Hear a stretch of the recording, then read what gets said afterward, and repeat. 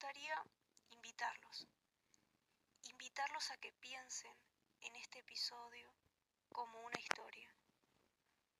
historia contada por tres voces diferentes.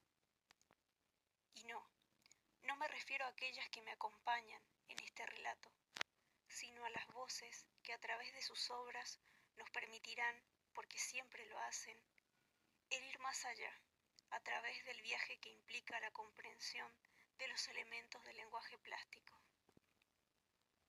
Y así también, como esto a su vez nos permite descubrir qué se oculta más allá de lo que vemos en una obra, cuando en lugar de ver, observamos lo que ésta nos quiere contar a través de sus elementos.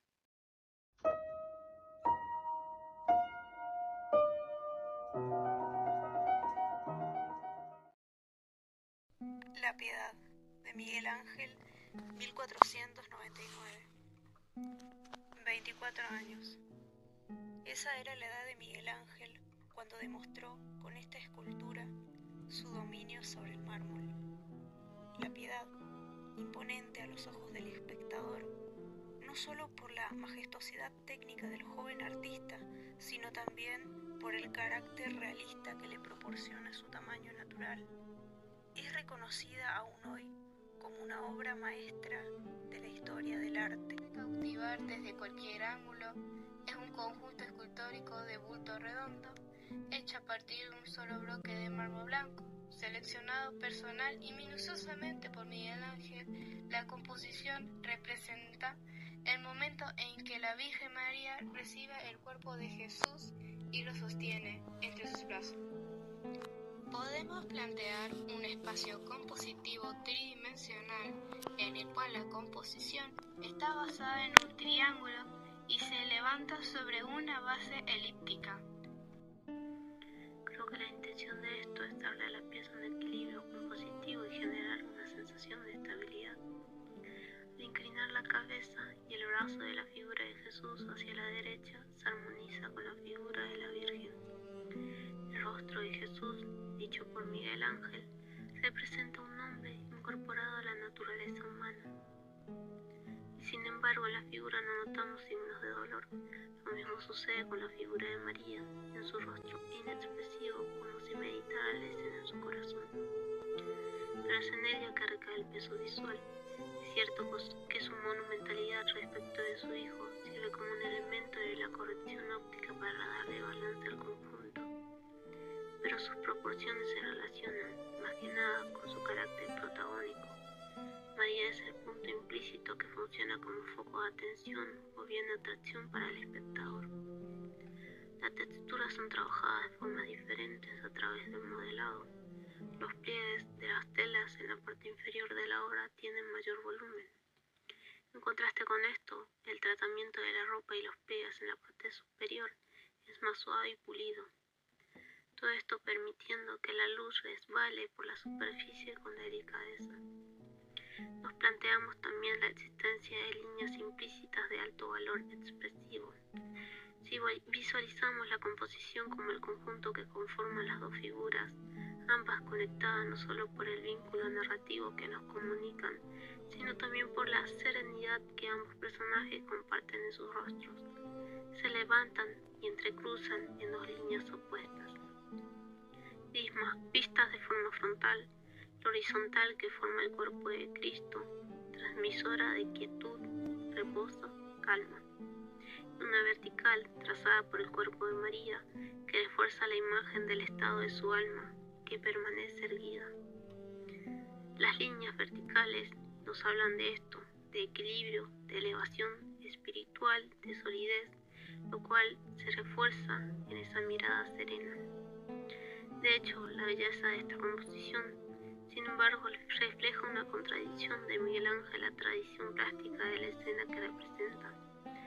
Tradición plástica que a fines del siglo XV se basaba en representar a María con el rostro envejecido y en sufrimiento. Pero Miguel Ángel, con su piedad, decidió mostrarnos a una mujer joven, dueña de sus emociones, donde María no se convierte en víctima ni cuestiona su fe, sino que carga con su realidad, acompañando a su hijo. Es esta obra la que inspira a El Greco para su composición en la Trinidad.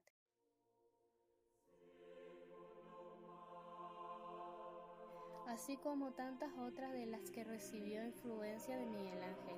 El Greco cambia la figura de la Virgen por la de Dios.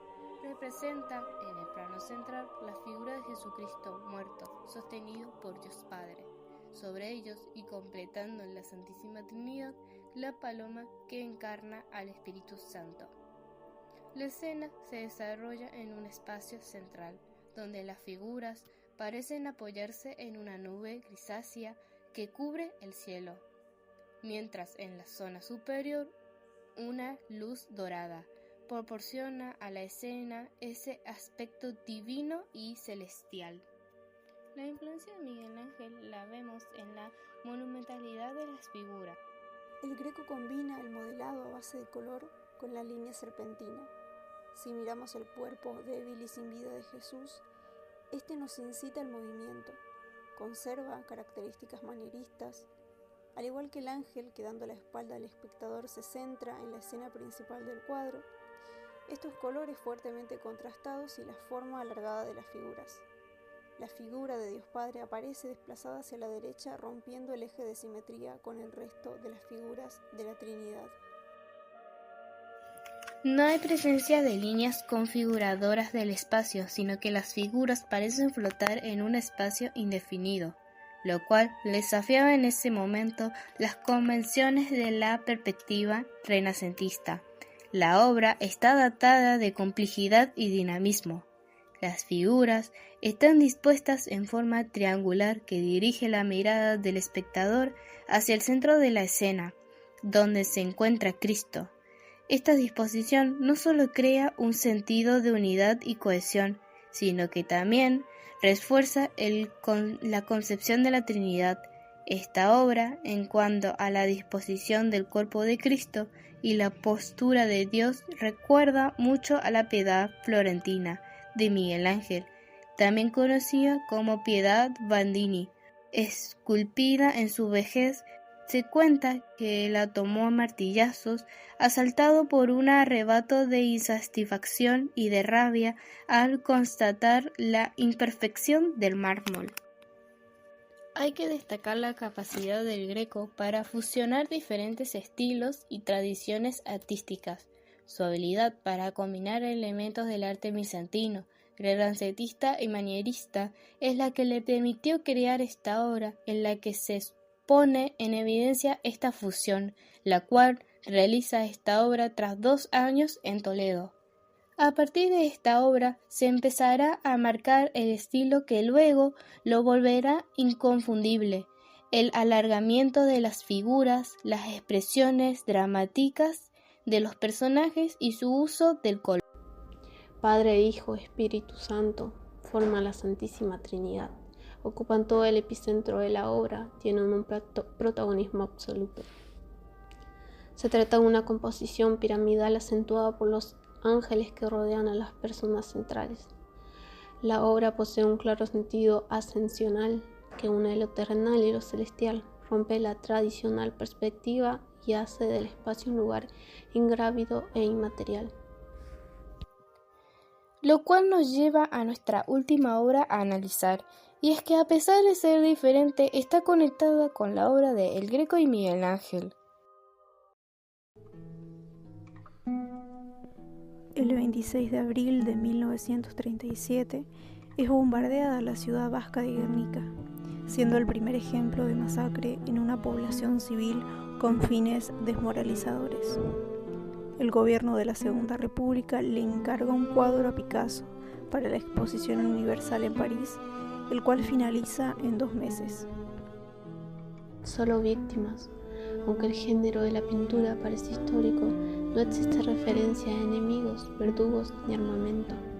Solo víctimas, por lo cual se puede considerar esta obra como una denuncia de los horrores de la guerra, cualquier guerra. A su vez, emplea el no color como símbolo de la guerra, predominando así los tonos blancos, negros, grises y azulados. No existe volumen, las figuras son planas, Es un cuadro dinámico por alternancia de curvas y rectas, espacios más llenos y vacíos. Representa rasgos estilísticos cubistas, expresionistas y surrealistas.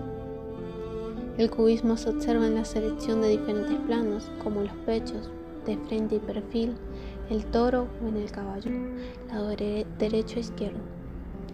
El caos como el elemento que provoca cualquier guerra se hace evidente en el cuadro, pero Picasso logra establecer un orden dentro del desorden con una composición a modo de tríptico, una estructura triangular en el centro y las 4 grandes cabezas que destacan. El toro, muy importante para Picasso, el caballo y las 2 mujeres, que centran nuestra atención. En el centro vemos primero una lámpara que es el vértice de ese eje triangular. La lámpara es sacada por una mujer tal vez como símbolo de luz y esperanza, así como el foco o bombilla cercana al sector superior izquierdo, que tiene la apariencia de un ojo como si estuviera observándolo todo. La cabeza del caballo, con ojos como remachados, lengua de cuchillo, que se encuentra agonizante, herido por la lanza que le atraviesa. A la izquierda de este mismo podemos observar un pájaro, también herido. En el sector inferior derecho, una mujer moribunda que se arrastra con sus pechos. Y en la base de la pirámide, el guerrero soldado descuartizado que lleva una espada y una flor. A la izquierda del cuadro está lo más significativo de la composición, la representación de la piedad. La madre con el hijo en brazos y el toro, haciendo eco a las obras del Greco y de Miguel Ángel, de las cuales Picasso se inspiró para completar la composición. Al final de este viaje, nos sorprende lo mucho que pudimos descubrir a partir de la investigación de una sola obra y de su análisis crítico. Un viaje en el que tuvimos que abandonar un par de cosas, nociones preconcebidas, idealizaciones y miradas interpersonales, para permitir que este nos lleve, de alguna forma, a redescubrir otras obras que quizá antes habíamos visto y que quizá ignoramos porque en su momento no teníamos las herramientas para entender lo que nos querían decir. Esta conexión que se plantea en la forma en que estos artistas tomaron algo del otro es en realidad una pequeña muestra de algo que sucede a menudo en el mundo del arte, que sin embargo no deja de sorprendernos. También está el cómo cada uno llevó aquello al siguiente nivel en su composición, jugando con el mismo tema, la misma historia, concepto, elemento, y lo supo transformar con su impronta personal en arte, desafiando a su modo el establecido sobre lo que era el arte en cada contexto histórico en el que les tocó ser artistas. El arte muta y es reinterpretado. No encuentro otro mejor ejemplo que la reinterpretación de nuestro pasado prehistórico en su culto al toro, cuya figura mucho después es reiterativa en obras como las del maestro Picasso, como algo que, según sus propias palabras, evocaba energía, evocaba fuerza, para demostrarnos que hay mensajes en el arte que pueden ser universales y eternos, al sucederse en el tiempo y continuar influyendo aún hoy en la creación artística.